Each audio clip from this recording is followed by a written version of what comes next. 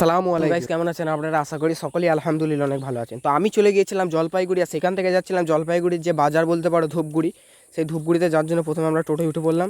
তারপর সাথে থাকো, দেখতে থাকো যে ধূপগুড়িতে গিয়ে আমার সঙ্গে কী কী হলো এবং আমি সেখানে গিয়ে কী কী দেখলাম বা বাকি ইতিহাস সব কিছু। তোমাদেরকে কিছু কথা বলি যে যেমন যখন মানে আমি বাড়িতে থাকতাম, তো তখন জলপাইগুড়ি যাব যখন এই কথাটা আমি শুনলাম, তো তখন ভাবতাম যে জলপাইগুড়ির পরিবেশ কেমন হবে বা সেখানে গিয়ে কী হবে। মানে আমরা এখান থেকে তো জলপাইগুড়ির পরিবেশ কোনো দিন দেখিনি, ফার্স্ট টাইম। তো তখন ভাবতাম যে ওখানে চা পাওয়া যায়, মানে সব চা অমুক তমুক। তো গিয়ে যখন দেখলাম তো ধারণাটাই পুরো আলাদা, বা যেটা দেখলাম পুরো নিজেকে মানে কি বলবো, এটা একদম তোমরা দেখো। অ্যাকচুয়াল বিষয়টা হচ্ছে ওখানেও আমাদের মতো আলু চাষ হয়, মানে ওখানে মেন যে জিনিসটা, ওখানে আলু চাষ প্রচুর প্রচুর প্রচুর পরিমাণে। আর ওখানে জঙ্গলটা একটু বেশি, মানে এক জায়গায় অনেক ঘন গাছ আছে। আর ওদিকে সব থেকে এই যে গাছটা বেশি সেটা হচ্ছে সুপারি গাছ, আর এমন বাঁশ আছে যে বাঁশের কোনো কঞ্চি নাই, যেগুলো তোমাদের পরে ভিডিও দেখাবো। এবং বালি আছে, বালি সাদা, পাথর আছে, পাথর সাদা, আমাদের এদিকে কালো যেমন। আর একটা জিনিস যেটা খুব আশ্চর্য লেগেছিলো, ওদিকের জমির ওপর দিয়ে প্রচুর হাই ভোল্টেজের কারেন্ট খাঁচার মাধ্যম দিয়ে গেছে। খাঁচাটার অ্যাকচুয়ালি একটা কিছু নাম আছে, যেটা এখন আমার মনে পড়ছে না বা আমি জানি না। প্রচুর, আর কারেন্টটা এতটাই, এত ভোল্টেজেরই কারেন্ট যে যখন আমরা নিচে দিয়ে পেরোচ্ছি, তো নতুন তো তো উপর দিকে এত আওয়াজ হচ্ছে যে ভয় লাগছে যেন মাথায় ছিঁড়ে তারটা না পড়ে যায়, এরকম একটা সিচুয়েশন। তো এবার ভিডিওতে আসা যাক। তো তোমরা দেখতেই পাচ্ছ যে রাস্তা থেকে বাড়ি ঘর বা ওদের জমি জমাগুলো কতটা নিচু। আর এইটা হচ্ছে ব্রিজের তলাতে রেল স্টেশন, এইটা দিয়ে আমরা বাড়ি যাব, মানে এইটা দিয়ে আমাদের রেল স্টেশন, মানে আমাদের স্টেশনটা পড়বে। যে ব্রিজটার মানে রাস্তা দিয়ে করেছে, এই ব্রিজটার ছাউনি এটা হচ্ছে, যেমন আমাদের ব্রিজ আছে ওভার ব্রিজ, তো এরকম এটাও দেখতেই পাচ্ছ কত সুন্দর পাড়া করেছে।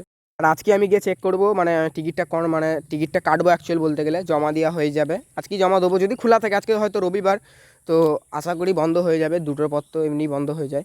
দেখা যাক কাউন্টারে গিয়ে কী হবে। রাস্তাঘাটগুলো দেখতেই পাচ্ছ কেমন সাদা সাদা পাড়া, ওই যে ঢালাই রাস্তাগুলো, কারণ এই দিকের বালি পাথর সব সাদা, আগেই বললাম। তো এইদিকে দোকানঘাট সব ঠিকই আছে, আমরাও বেশ আরাম করেই যাচ্ছি। আর এই জায়গাটা যদি তুমি ম্যাপে দেখতে যাও, তো পুরো উত্তর দিকে, তো এটা তো উত্তরে, তো তুমি বুঝতেই পারছো জলপাইগুড়ি উত্তরেই হয়। আর সামনে দেখো পোস্টারও লেখা আছে, তো পোস্টারটা দেখবো না তোমায় বলবো আগে, দাঁড়া পোস্টারটাকে দেখে নিই। দেখো রংপুর আরও কী সব লেখা আছে, দেখো ধূপগুড়ি রেল স্টেশনের পোস্টারটাও দেখলে, তো এটা তো একদম উত্তরে। তো তারপর তুমি যদি কলকাতার ম্যাপ দেখে থাকো, তাহলে আরও ভালোভাবে বুঝবে যে কলকাতার একদম শেষ ম্যাপের যে বর্ডারটা, মানে একদম ম্যাপের যে বর্ডার, সেখান থেকে যদি তুমি ওপর দিকে স্কেলটা ফেলো উত্তর দিকে, স্কেলটা যেখানে গিয়ে ঠেকবে বা যে জায়গাটা মানে যা দেখাবে জলপাইগুড়ি জেলার, তো সেই জায়গায় আমরা অ্যাকচুয়ালি আছি, একদম উত্তরে গিয়ে পূর্ব দিকে। বুঝতে পারছো কোথায় আমরা আছি এখন। আর ভিডিওর প্রথমে যে বর্ণনাটা দিয়েছিলাম যে জলপাইগুড়ি মানে চা বাগান, চা বাগান আছে অল্প। এখানে অ্যাকচুয়ালি যদি বলতে যাই যে আমাদের ওখানে যারা পয়সাওয়ালা লোক তারা একটু উন্নত মানের ধান চাষ করে, তো এখানে যারা একটু পয়সাওয়ালা লোক তারা এখানে তোমার ওই চা চাষ করে। আর চাটা অ্যাকচুয়ালি একটা গাছ, ওটা একবার লাগালে বারবার পাওয়া যায়। তো আমরা দেখেছি যে একটা চায়ের ইয়েতে তোমার একদম গুঁড়ি হয়ে গেছে, মানে গুঁড়ি বলতে মানে এটা বোঝানো যাবে না, ছবিটা তোমায় পরে দেখাবো। তো আমরা ভিডিওতে আবার ফিরে যাই। তো এখন আমরা নেম পড়েছি টোটো থেকে, তো তোমরা দেখতেই পাচ্ছ একদম ধূপগুড়ি বাজার আমরা ঢুকবো। তো এটা একদম জ্যাম চলছে রাস্তায়, দেখতে থাকো সাথে থাকো। আর একটা কথা যেটা ভিডিওর মাঝেই বলে দিই, এটা এখানে বলার ইয়ে নয়, যেটা হচ্ছে এখানের বাড়িঘরগুলো সব টিনের, যেটা তোমাদের বলা হয়নি, তোমরা আগের ভিডিওতে হয়তো দেখেছো এখানে বাড়িঘর সব টিনের। তো এখানে একটা বাড়ি যদি পাকা দোতলা দেখা যায়, তার মানে এত টাকা এত টাকা এত টাকা, মানে কোটিপতি ভাবা যায় একদম। তো আমরা এসেছি কিছু জিনিসপত্র কেনার জন্য, তো এখন তো কটা রোজা চলছে সেটাও মনে নেই। তো আমরা চলে যাবো 20-22টা টিকিটটা করবো, মানে আর 2-3টে রোজা হলেই 20-22টা। এখানকার পুলিশের গাড়িটা দেখো, গোলাপি পুলিশ, কেমন পিঙ্ক পুলিশ, জলপাইগুড়ি এর লেখাই আছে মনে হচ্ছে কি জলপাইগুড়ি ডিস্ট্রিক্ট পুলিশ, দেখতেই পেলে। তো আমরা এখন কিনবো কিছু ওই মাল সামান, আর সামনে একটা বিয়ে আছে একটা মামার, সেই মামার জন্য মানে মামাতে গিফট দিতে হবে, সেজন্য আব্বা এখান থেকেই জামার ছিট দেবে, তো এখান থেকে ভালো ছিট বা কিছু কিনে দেবে। এখন আমরা হেঁটে হেঁটে রাস্তা পেরোলাম, তারপরে আরও হাঁটছি, সামনে এগোচ্ছি, কারণ আমি তো এখানে কিছু চিনি না, আব্বা সব চেনে এসেছে যেহেতু 2 মাস আছে এখানে। তো সামনে বাজারগুলো দেখলাম, আরও সব এগোচ্ছি, এখানে টোটো আছে, লরি, জ্যাম আছে ভালো রাস্তাটা, আমরা হাঁটি, তুমি সাথে থাকো। তারপর আমরা এখন জলপাইগুড়ির যে ধূপগুড়ি, সেই ধূপগুড়ির একটা মসজিদ আছে, মানে ওটা তো একটা ধরো শহর পাড়া, তো শহরে এটা মসজিদ, এই মসজিদটা তোমাদেরকে দেখাচ্ছি। এটা যাচ্ছে উজুখানা, তো আমি যে উজু করলাম, উজু করা হয়ে গেল আমার। তো এখন মসজিদের ভেতরে তোমরা দেখতে পাচ্ছ ধূপগুড়ি জামে মসজিদ। তো এটা নামাজ হয় প্রথমে মানে একতলায় নামাজ হয় না বললেই চলে, দোতলায় নামাজ হয়।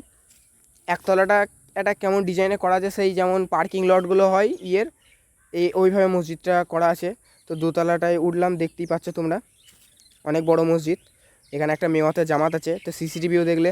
আর এখন ওপরের কাজ হয়নি, তো এখন আমি ওপরে উঠবো একটু ভিডিওটা নেওয়ার জন্য।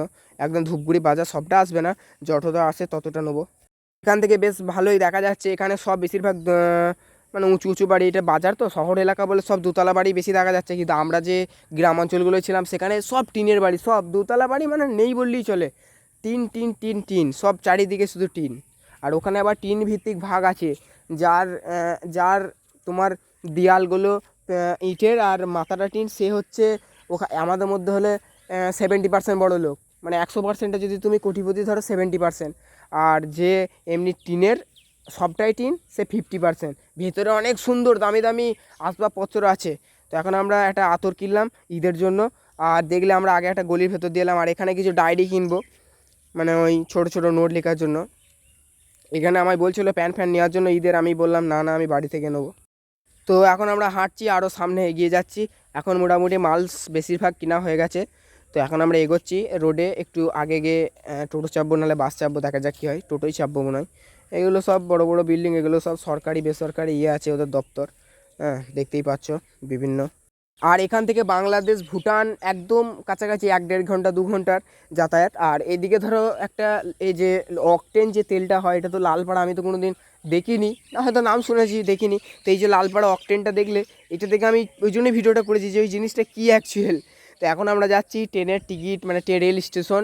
তার কারণ হচ্ছে রেল স্টেশনে আমি টিকিটটা দেখবো, যাতে আমার ওই টিকিটটা তোমার ফিল আপ করা আছে, এবার জমা দেবো। এবার জমা দিলে কাউন্টার থেকে ধরো কনফার্ম হয়ে যায়। এবার কাউন্টারে তো কনফার্ম ওটা আমার অত জানা নাই। তো এখন আমরা রেল স্টেশনের কাছাকাছি চলে এসেছি। তো শুনেছি নাকি 1 মাসের ইয়েতে হলে কনফার্ম হয়। আর অনলাইন মানে কনফার্ম মানে হওয়ার চান্সটা বেশি থাকে কাউন্টারে কাটলে, আর অনলাইনে কাটলে কী হয় ওটা একদম ইয়ে হয়, মানে বাদ হয়ে যায় অ্যাকচুয়াল। আমরা একটা গ্রামের ভেতর দিয়ে অলিগলি রাস্তা দিয়ে স্টেশন পর্যন্ত এলাম। তো এখানটা অনেক দেখতেই পাচ্ছ ভাঙা ভুঙ্গি, এখানে মানে হয় দেয়াল ফেল, মানে এখানটা পুরনো রেল স্টেশন ছিল সব ভাঙা। আর প্রচুর পরিমাণে পাতা নোংরা জঙ্গল, মানে জঙ্গল নয় অ্যাকচুয়াল, নোংরা হয়েছে পাতা ফাতা পড়ে। তো এদিকে বাঁশ দেওয়া ছিল, আমরা মানুষ তো যাবো, গাড়ি ফাড়িতে যাবে না, ওই জন্য বাঁশ ফাঁস সরিয়ে দিয়ে চলে গেলাম। তো এখন রেল স্টেশনে কাউন্টারে যাই, তো কী বললো সেটা তোমাদের বলছি তারপর। আর এখানে রেল স্টেশনে অনেক সোলার প্যানেল লাগানো ছিল, যেখান থেকে অনেক বিদ্যুৎ সাশ্রয় হচ্ছে, মানে বিদ্যুৎ খরচা থেকে বাঁচছে, যেটা সৌরশক্তি থেকে ওটা কনভার্ট করে বিদ্যুৎ শক্তিতে তৈরি করছে। তো এটা একটা ভালো পন্থা। তো আমি দেখো আমার ইয়েটা ট্রেনের কাগজটা মানে যেটা ফিল আপ করা আছে দেখে না। তো তারপরে এখন কাউন্টার আব্বা কথা বলছে, আর আমি এদিকে আছি। আর এটা হচ্ছে টিকিট কাটার মেশিন, এখন মনে হয় বন্ধ আছে না অন আছে। তো কথা হচ্ছে, কি কথা বলছে দেখি।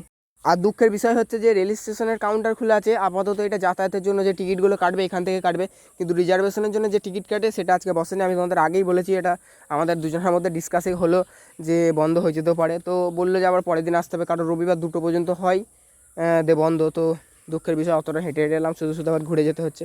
তো যাই হোক, আব্বা পরে এসে টিকিট করে নেবে। তো এখন আমরা চাল ডাল কিছু নিয়ে নেবো, ওখানে মাল দরকার। তারপর আমরা হেঁটে হেঁটে রেল স্টেশন থেকে বেরোচ্ছি, আর বেরিয়ে একটা টোটো ধরলাম, কিন্তু টোটোটা বলছে ওদিকে যাবে না, কিন্তু এখন বলেনি, এটা একটু এগিয়ে গিয়ে বলছে যে আমি যাবো না। তখন আমাদের বাধ্য হয় আবার নামতে হবে, যখন আমরা নেমে পড়লাম। তো এটা একদম মোড় মাথা, এখানে এসে আমরা অনেকক্ষণ দাঁড়িয়ে থাকবো, তারপর একটা টোটো পাবো, এখন টোটোটার জন্য অপেক্ষা করি। তো এখানে 2-4টে কথা বলে দিত, আবহাওয়ার দিক থেকে যদি জলপাইগুড়ির তুলনা বা ওর বৈশিষ্ট্য বা ওর গুণাগান করা হয়, তো একদম মানে ওর কোনো মানে কি বলবো, ওর তুলনা হবে না। যে জলপাইগুড়ির আবহাওয়া যে থাকবে সেই আবহাওয়ায় থাকতে পারবে না। যখন আমাদের মানে আমরা যখন এখানে এলাম, আমার তো কিছু হয় না, আমি 10 দিনের জন্য গেছিলাম। আব্বারা যখন এখানে এলো তো বলছে ওদের হাত নাকি চিরচির করে জ্বলছে। তার কারণ এটা হবেই তো, ওখানে তাপমাত্রা কত সুন্দর, আবহাওয়া কত সুন্দর। অবশেষে আমরা টোটো পেলাম। তখন আমাদেরকে কী কী কিনলাম দেখে নিলে। তখন আমরা টোটোয় যাই, আর তোমরা গল্পটা শোনো। তো সেই হিসেবে ওখানে আবহাওয়া খুব সুন্দর, ঠান্ডা বলতে পারো।